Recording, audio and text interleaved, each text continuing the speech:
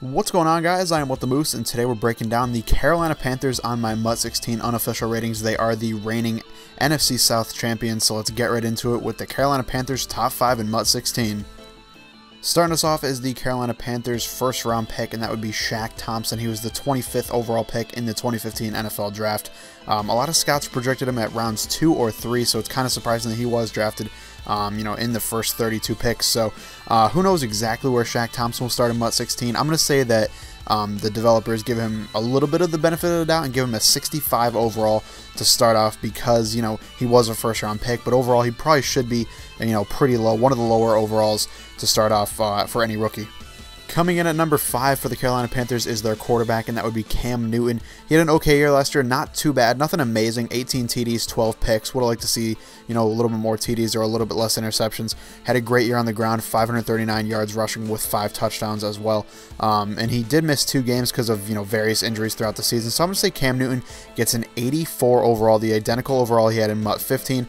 Just because, he didn't do anything spectacular, but he did have an all-around solid year, and Cam Newton will be one of the better gold quarterbacks in MUT 16. At number 4, we have Thomas Davis. He had another good year. I would say a little bit worse than his 2013 season, and for that reason, I'm going to give him the exact same overall he had in MUT 15 at an 86 overall. He had 2 forced fumbles this year, 2.5 sacks, 3 pass deflections, and 100 combined tackles. Definitely had a solid year. He also won the NFL Man of the Year honors, which is cool.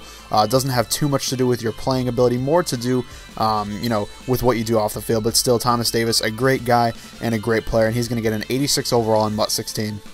At number 3, we have the Carolina Panthers' fantastic defensive lineman, and that would be Charles Johnson. He did have a little bit of a downturn in production with 2.5 less sacks this previous year, but I would say that was probably because of the fact that Greg Hardy, his running mate on the other side of the defensive line, was out for pretty much the entire season amid, many allegations. And I would say Charles Johnson will actually get a bump in overall to an 87 overall in MUT 16. Should be very good, despite having a little bit of a drop in production. I think that's mostly due to Hardy's absence on the field. And I'm going to say Charles Johnson has an 87 overall in MUT 16.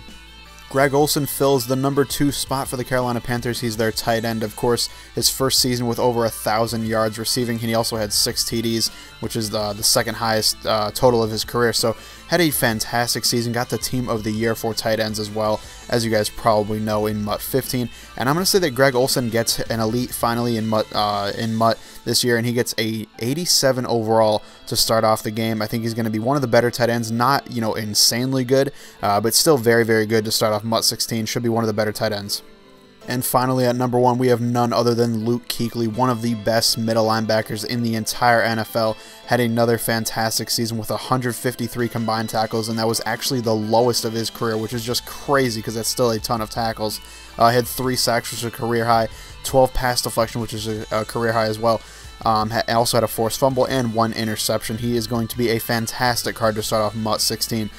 He obviously had some crazy cards this year, and I know many people used him on their team for a while. And I'm going to say that he gets an 89 overall to start off MUT 16. Should be one of the best, if not the best, middle linebacker started off. That's it for my Carolina Panthers top 5. Let me know what you thought of it in the comments down below. I obviously left off a guy like Mike Tolbert. He actually had kind of a down year, so I'm not even sure if he will be an elite this upcoming season.